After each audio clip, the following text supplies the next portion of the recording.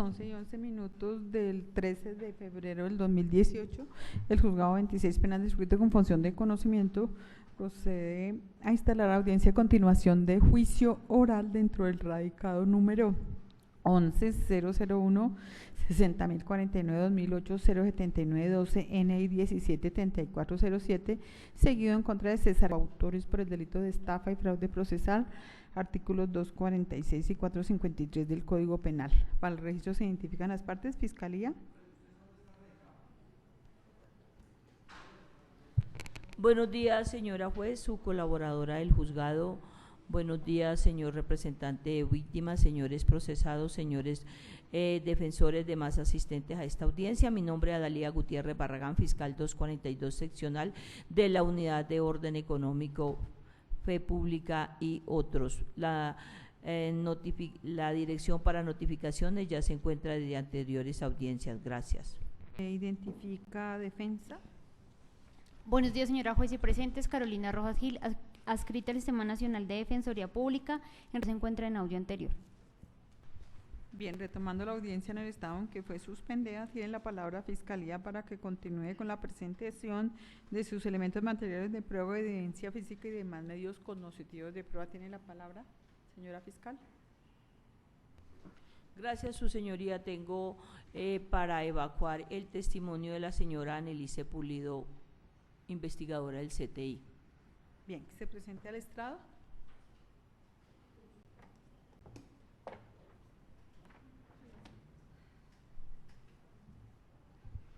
Buenos días, por favor, se identifican forma oral ante la audiencia. Prenda el micrófono. Muy buenos días, mi nombre es Ana Elisa Pulido. ¿Dónde se ubica? Estoy actualmente asignada a la Unidad de Orden Económico desde el año, hace 13 años que estoy desempeñándome como investigadora en el cargo de técnico investigador 1. Sí, señora. ¿Realizó usted actividad de investigación dentro del caso adelantado contra el señor? Discúlpeme, no le entendí el inicio de la pregunta, doctora. ¿Realizó usted actividades de investigación dentro del caso adelantado contra el señor Flores? Sí, señora, realicé varias actividades, entre ellas entrevistas, interrogatorios, verificaciones de arraigo, inspección a la notaría, al juzgado 19 de familia. ¿Y nos puede decir cuántos informes de policía judicial presentó de investigador de campo? Si no estoy mal, entregué como 4 informes, fueron creo que 4 órdenes que me emitió el despacho en ese momento y todos los rendí. ¿Recuerda usted qué actividades realizó en razón al informe del 27 de septiembre del 2010?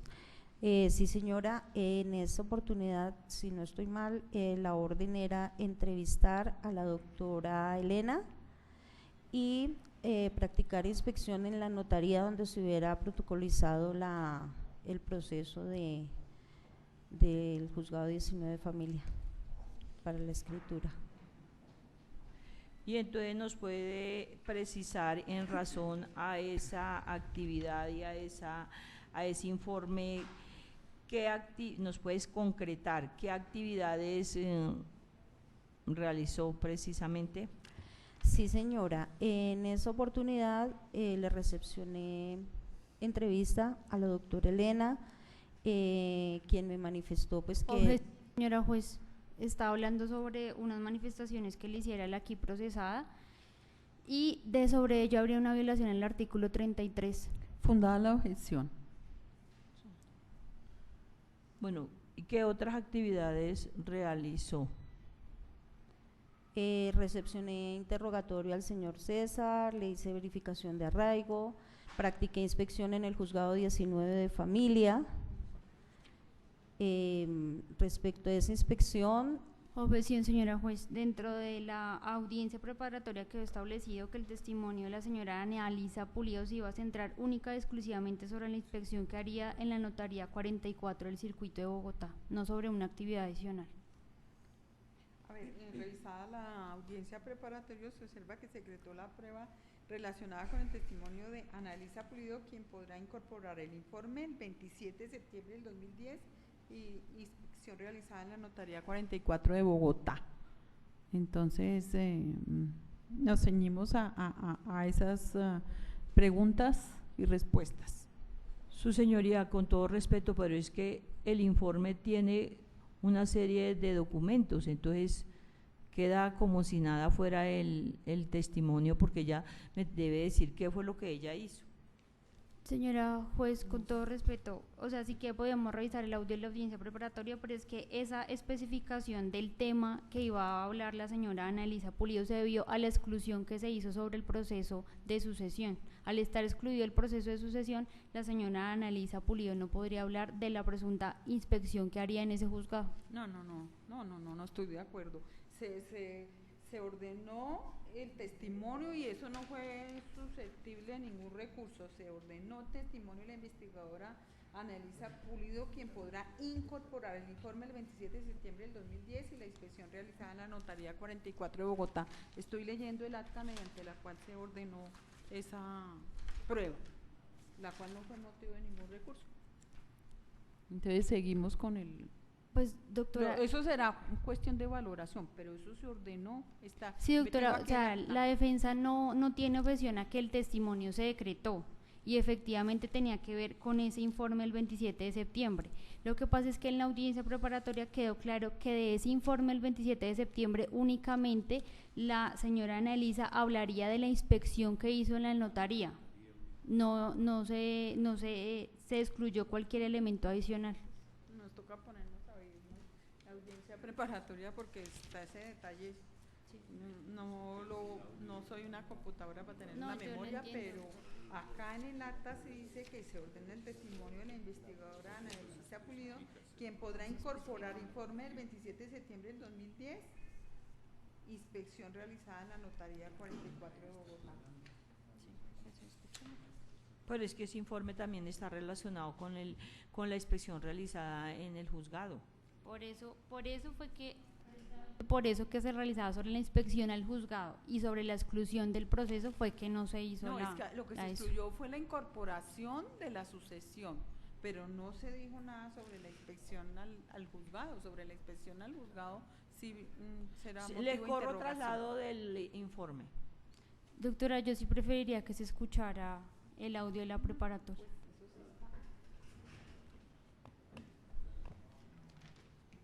Eso hace más largas las audiencias y por eso es que no deben ser esas audiencias con estos espacios de tiempo y con estas interrupciones, porque se nos va olvidando a todos qué fue lo que pasó. ¿Un informe entra todo o no entra nada? Con todo respeto, doctora, y con todo respeto, una prueba integral no es una…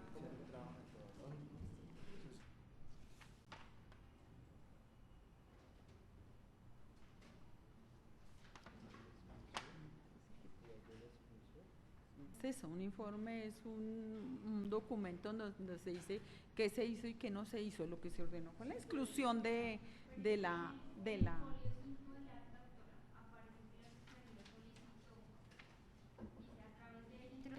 los documentos recolectados en el juzgado 19 de familia, en donde le entregaron la copia del proceso de sucesión adelantado por César Ignacio García Moya, quien era representado por la señora Elena Hernández Flores para protocolizar en la Notaría 44 de Bogotá. Esa acta de inspección que ella realizó allá, proceso adelantado en el juzgado 19 de familia. Por eso fue que quedó claro que sobre esa inspección al juzgado no se iba a hablar, porque la Fiscalía al momento de hacer la solicitud dijo que con esa inspección iba a introducir. Voy a escucharle, suspendo entonces la audiencia y voy a escucharla, pero eso no fue lo que yo entendí.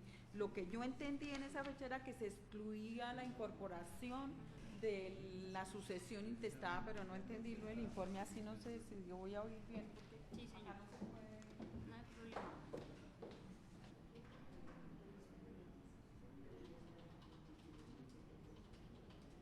Siendo las 2:05, reanudamos la continuación de audiencia de juicio oral. A ver, conforme al audio de la solicitud probatorio y el acta de decretos de pruebas, se ordenó el testimonio de Ana Elisa Pulido, quien podría incorporar el informe el 27 de septiembre del 2010, pero solo en lo relacionado con la inspección realizada a la Notaría 44 de Bogotá. Entonces se constató eso, entonces seguimos con el interrogatorio y le quiero aclarar entonces a la señora fiscal que como fue excluido lo relacionado con la sucesión intestada por las razones que se esgrimieron el día en que se decidió las pruebas y que no fue motivo de recursos por ninguna de las partes, nos tenemos es que ceñir a lo que está en esa audiencia preparatoria decidido. Entonces tiene la palabra la señora fiscal para que siga con su interrogatorio atendiendo a las prevenciones que se le acaban de hacer. Señora Nelisa, entonces me puede hacer el favor y me dice qué labores desarrolló usted de acuerdo al informe. Vuelvo y lo repito, relacionadas con lo que pasó en la Notaría 44 de Bogotá, porque eso fue excluido por ilegal. Ustedes muy bien lo saben. Entonces, continuamos. Señora investigadora, entonces teniendo en cuenta todo lo que se ha dicho por parte de la señora juez, cuéntenos usted qué es lo que ha hecho, qué es lo que hizo respecto de ese informe y del cual su señoría yo le quiero correr traslado a los demás sujetos procesales. Aquí tengo las copias de todo lo que se hizo. Pero usted tiene que, vuelvo y le repito, señora fiscal, es que usted parece que no entendiera lo que se le habla y eso sí, por eso es que ha sido tan farragoso todo este juicio, porque pareciera que no se entendieran las cosas que se dicen. Desde la acusación ha sido así, si nos ponemos a escuchar los audios desde la acusación ha sido terrible, tanto la acusación como la preparatoria y ahora el juicio. Entonces, por favor, tiene nuevamente la palabra. Señor investigador, es tan amable y le cuenta esta audiencia para que tenga conocimiento, especialmente la señora juez, que es a quien debemos llevarle el conocimiento de lo acontecido respecto de estos hechos. ¿Qué actividad entonces realizó usted respecto de la entrevista de la señora Elena y de lo realizado en la Notaría 44? Bueno, en la orden me indicaban realizar entrevista a la doctora Elena y practicar inspección en la notaría donde se hubiera protocolizado el juicio de sucesión del juzgado 19. Esta actividad no se realizó, no se llevó a cabo por cuanto, de acuerdo a lo manifestado en la entrevista por la doctora Elena, esta actividad no se había realizado, no se había protocolizado el proceso en ninguna notaría, que ella tenía el original del proceso, ¿sí? Porque en repetidas oportunidades está haciendo mención de manifestaciones que le hizo la señora Elena. Estoy sí, sustentando. No sí, pero usted no puede hacer porque es que las entrevistas que hayan rendido ella es aquí acusada, imputada y acusada. Las entrevistas, eso no se puede ventilar en un juicio. Bueno, ella no ha renunciado a su derecho a guardar silencio, ni ha rendido testimonio ni nada. No, entonces, doctora, refirámonos a la pregunta concreta de la notaría. Por eso, doctora, estoy sustentando por qué no se practicó la inspección, ¿sí? Entonces, como quiera que no existía un registro, una protocolización de este proceso, pues no se realizó ninguna actividad en la notaría. Con anterioridad se había oficiado a la Notaría 44, donde hicieron consulta en los sistemas y manifestaron que no había ningún registro de las escrituras. Eso fue lo que se hizo con relación a las notarías.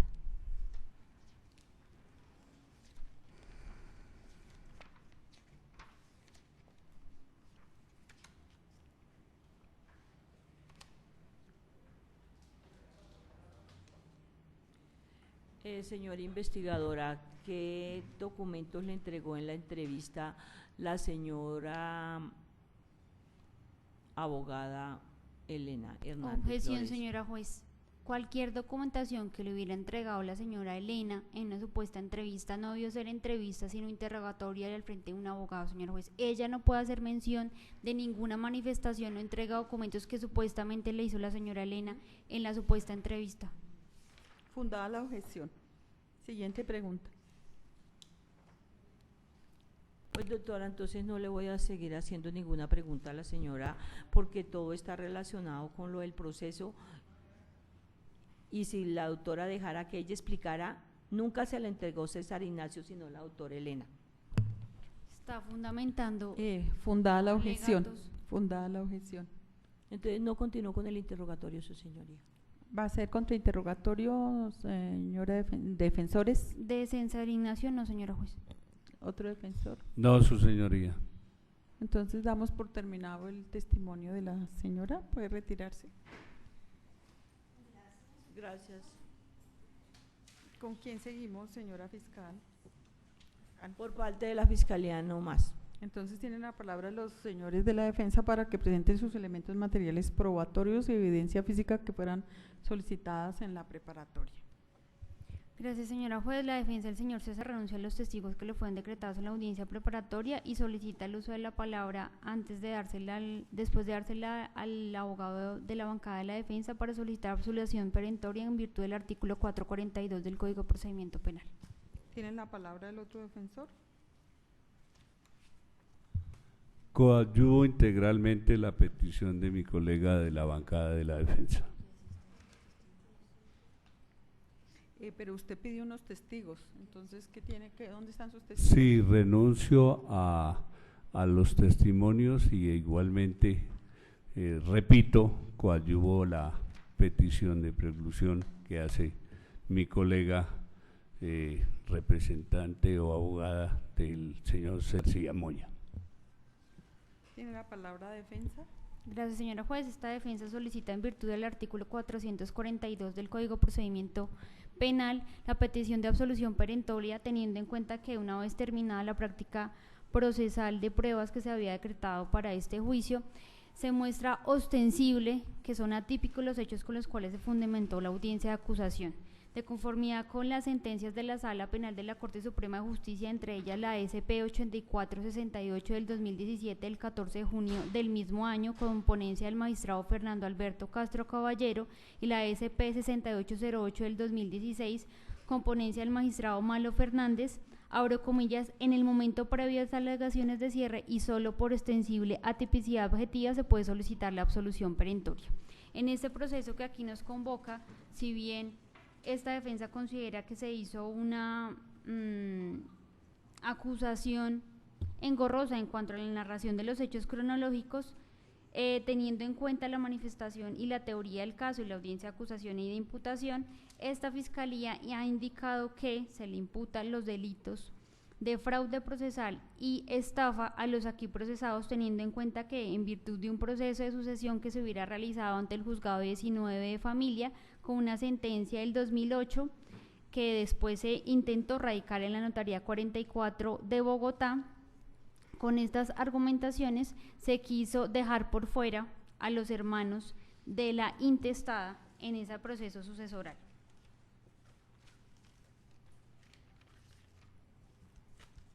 Se indicó que no se tuvieron en cuenta los herederos de la señora Ana Delia Moya de García, que había fallecido el 7 de agosto del 2006, de ninguno de los dos matrimonios que tuvo en vida la señora Ana Delia, ni una hija extramatrimonial de la señora Ana de nombre Guillermina Moya, que la demanda se mencionaron a todos los hermanos García Moya, más no a los Camacho Moya, y que dolosamente los aquí procesados desconocieron la existencia a pesar de que conocían el paradero de todos los hijos de ambos matrimonios en vida de la señora Ana Delia, y que con esta conducta mantuvieron en error a los otros hermanos, es decir, a los García Camacho y a quienes decían los García Moya que querían repartir amigablemente los bienes dejados por la señora Ana Delia. Que el señor César Ignacio tuvo un provecho ilícito induciendo en error a los hermanos García Camacho y igualmente al juzgado 19 de familia, que allá había una estafa por una adjudicación de unos bienes, no se indicó cuáles bienes, y había un fraude procesal por una inducción en error, por el desconocimiento de los hermanos, y que no había existido una renuncia de derechos herenciales por parte de ninguno de ellos. Teniendo en cuenta que esos son los elementos de la acusación presentada por la Fiscalía, en su momento, esta defensa ve que hay una tipicidad objetiva absoluta, porque no probó la Fiscalía dentro del proceso de juicio, señora juez, dentro de esas sesiones de juicio, la tipicidad del fraude procesal ni la tipicidad de los elementos objetivos de lo que tiene que ver con la estafa. De acuerdo a la sentencia de la Sala Penal de la Corte Suprema de Justicia SP 17352 de 2016, con ponencia del magistrado Gustavo Enrique Malo Fernández, existen unos elementos esenciales para configurar el delito de fraude procesal, como son el uso de un medio fraudulento, la inducción en error a un servidor público a través de ese medio, el propósito de obtener sentencia, resolución o acto administrativo contrario a la ley, y que ese medio debe ser idóneo, tener la capacidad para inducir en error al servidor público, que el propósito de ese sujeto activo es cambiar, alterar o variar la verdad ontológica con el fin de acreditar ante el proceso que adelante el servidor público una verdad distinta a la real, con la expedición de una sentencia, un acto administrativo que adquiera verdad judicial o administrativa. Para que se configure este punible de fraude procesal, es preciso que exista una actuación judicial o administrativa en la que se deba resolver un asunto jurídico. Esto es esencial, señora juez, porque acá de las pruebas practicadas por la Fiscalía no hay una sola que pueda demostrar de manera férrea, cierta y certera que existió una actuación judicial. Acá se hicieron unas estipulaciones probatorias, señora juez, para demostrar cuál era el grado de consanguinidad de los procesados, cuál era el grado de consanguinidad de la señora Ana Delia con sus hijos, de los vínculos matrimoniales que la señora Ana Delia había tenido en vida. Pero eso no es demostración alguna de la existencia de una actuación judicial. Acá no se demostró cuál fue el medio fraudulento, a quién se indujo en error, cómo se indujo, cuál fue la sentencia del acto administrativo que se trató de traer acá, o que en el cual se quiso engañar, falsear o cambiar la realidad. Acá no hay un solo elemento material probatorio, señora juez, que demuestre eso. La Fiscalía vino acá acéfala de elementos, de pruebas para demostrar ese fraude procesal que profesó. Al estar acéfalo de ese elemento, de esas pruebas, señora juez, lo único que nos queda es que hay una tipicidad absoluta de la conducta de fraude procesal. Acá se practicaron unas pruebas, señora juez, sí es cierto, que por cierto nada tenían que ver con los hechos enrostrados por la Fiscalía desde la audiencia de imputación, en la acusación y el día de hoy. Se escucharon en declaración al señor Jorge Eliezer Camacho Moya, a la señora María del Carmen Camacho de Reina y a la señora Ana Paulina Camacho de Calderón. Estos tres testigos, al unísono, señora juez, manifestaron que no tenían ningún tipo de conocimiento de la existencia de un proceso de sucesión sobre su señora madre. Ellos no habían tenido ningún tipo de contacto con el proceso. Fueron reiterativos en manifestar: tengo entendido, en lo que tiene que ver con el señor Jorge Eliezer Camacho. A pregunta directa que le hizo la señora fiscal, no está enterado de nada, no le consta el proceso de sucesión. En lo que tiene que ver con la señora María del Carmen Camacho de Reina, a pregunta directa, ¿sabe si iniciaron un proceso de sucesión? Nada, no tengo conocimiento. A la señora Ana Paulina Camacho de Calderón, dicen que hicieron una sucesión y lo repartieron, pero no tiene conocimiento directo, señora juez. Acá quedó comprobado con esos testimonios que sí, existe una rencilla más familiar, eso es cierto, pero eso no es un delito, señora juez, y mucho menos prueba de un delito de fraude procesal. Acá no se probó la teoría del caso de la Fiscalía, y no se probó por las irregularidades en el proceso de investigación. Acá vino la señora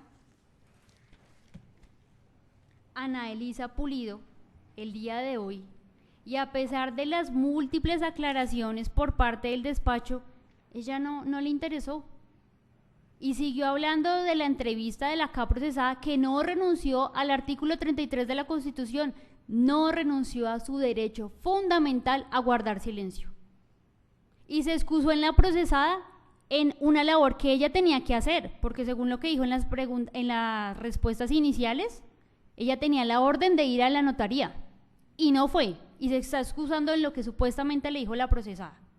Entonces, acá hay una investigación irregular por parte de la Fiscalía, que esa investigación que está irregular, que llegó coja, hoy nos trae a solicitar esta absolución perentoria, señora juez. Acá no hay pruebas de ese fraude procesal. Y en lo que tiene que ver con el delito de estafa, mucho menos, señora juez. Es más, es que ni siquiera se configura de los mismos hechos que trae la acusación por parte de la Fiscalía.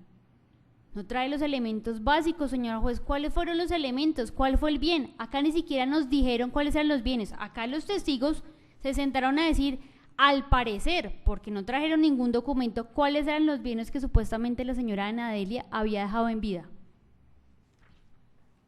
Pero ¿cuál fue el bien que se apropió el señor César?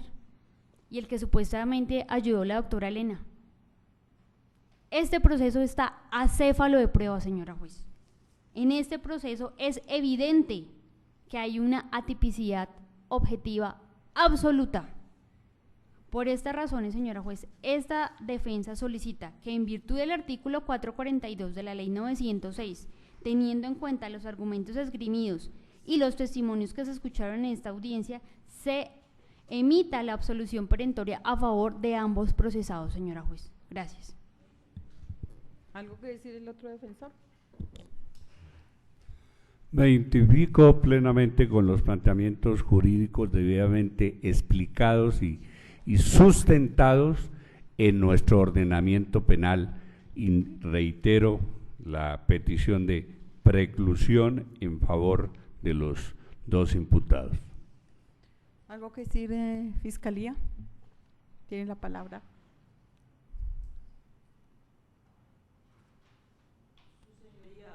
Con todo respeto, la señora defensora del señor ya tiene pedidas unas pruebas y comenzó a pedir una absolución perentoria sin haberse manifestado nada respecto al material probatorio que ella había solicitado.